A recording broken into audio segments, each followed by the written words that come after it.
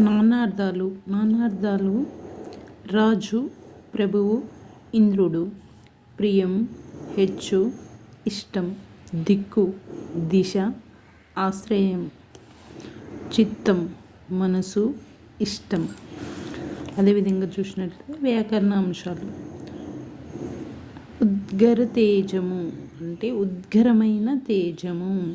తొల్లటి రాజులు, తొలివారులైన రాజులు. గమనిక.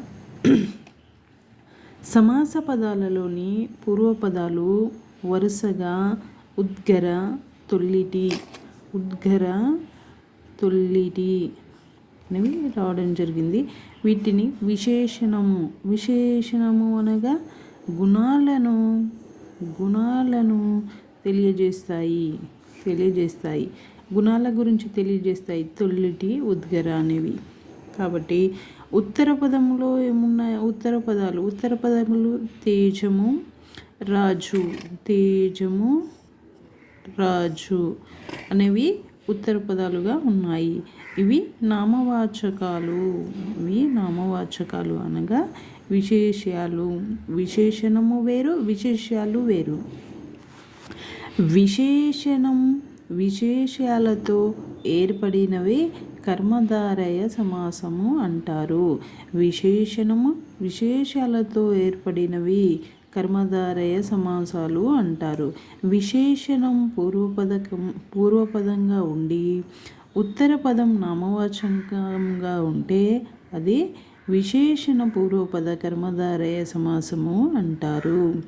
అదేవిధంగా సకల జనములు అంటే సకలమైన జనములు విశేషణ పూర్వపద కర్మధారయ సమాసము అంటారు.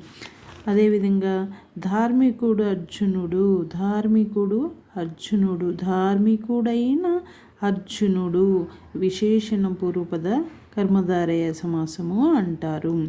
అదేవిధంగా పరమైన సేన విశేషణ పూర్వపద కర్మధారయ సమాసము అంటారు. ఇక్కడ మెయిన్గా విశేషణం అంటే ఏంటి, విశేష్యము అంటే ఏంటి తెలుసుకోవాలి. విశేషణం అనగా గుణాలను తెలియజేస్తుంది.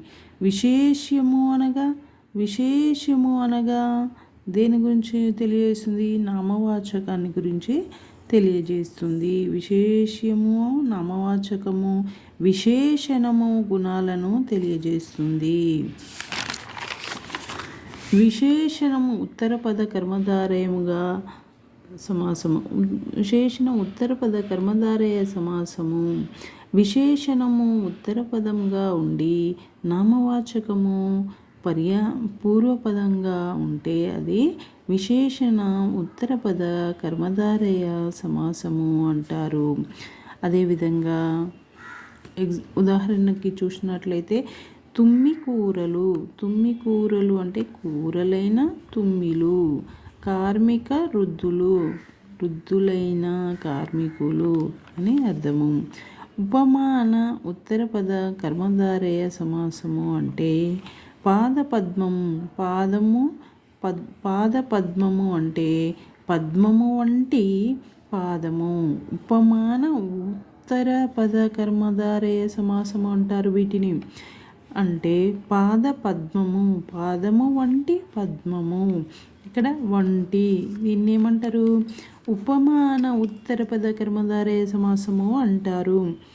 చారు సంసారం, చారు అయినా సంసారము.